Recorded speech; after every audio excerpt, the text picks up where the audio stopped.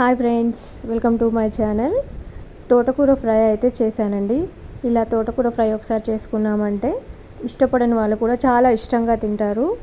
So చిన్నపిల్లలకి తోటకూర పెడితే చాలా మంచిదండి ఐస్కి. సో ముందుగా స్టవ్ ఆన్ చేసి గిన్నె పెట్టి ఆయిల్ వేసి వేడి చేసుకుందాము. ఇలా తోటకూర అయితే తీసుకున్నప్పుడు సాల్ట్ వాటర్లో కడగాలండి శుభ్రంగా. ఆయిల్ వేడెక్కింది, 2 ఎండుమిరపకాయలు వేసుకుందాము. కొంచెం జీలకర్ర కూడా వేసుకుందాము.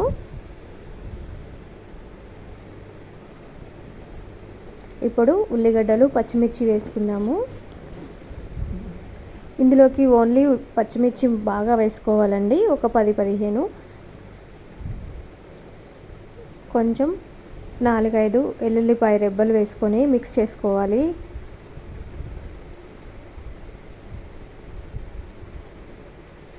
చూసారు కదా, కొంచెం పసుపు వేసుకొని కలుపుకుందాము. ఒక 2-3 మినిట్స్ అలా ఫ్రై చేసుకోవాలి ఉల్లిగడ్డలు, పచ్చిమిర్చిని. తర్వాత తోటకూర వేసుకుందాం. ఇప్పుడు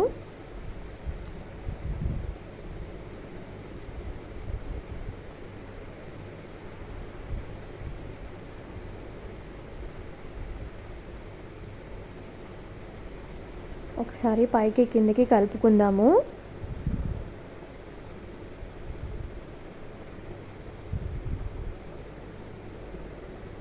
తొందరగా ఉడకాలంటే తోటకూరని కొంచెం చిన్న చిన్నగా కట్ చేసుకోవాలండి, అప్పుడే కొంచెం తొందరగా ఉడుకుతుంది. ఇప్పుడు ప్లేట్ పెట్టుకొని దాంట్లో కొంచెం వాటర్ పోసుకొని పెట్టుకుందాము. ఇలా వాటర్ పోసుకోవడం వల్ల వాటర్ వేపర్ కిందకి దిగి తోటకూర తొందరగా ఉడుకుతుందండి. సో అప్పుడప్పుడు మధ్య మధ్యలో ఒకసారి కలుపుకుంటూ ఉండాలి. చూసారు కదా, ఇలా అయితే వాటర్ వస్తుంది.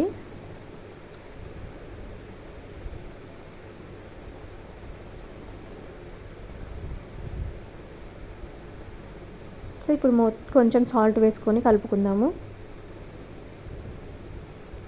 సాల్ట్ అయితే మనం తినే అంతలోనే వేసుకొని కలుపుకోవాలి ఎప్పుడైనా సరే. ఎక్కువ తింటే ఎక్కువ వేసుకోవాలండి. సో నేనైతే ఇందులో కారం వేయట్లేదండి, ఓన్లీ పచ్చిమిర్చితోనే ఫ్రై చేస్తున్నాను. ఇది చాలా టేస్టీగా ఉంటుంది. చూసారు కదా, కొత్తిమీర అయితే ఫ్రై అయిపోతుంది, ఆల్మోస్ట్ ఫ్రై అయిపోయింది. ఇప్పుడు మూత పెట్టేసుకుందాము.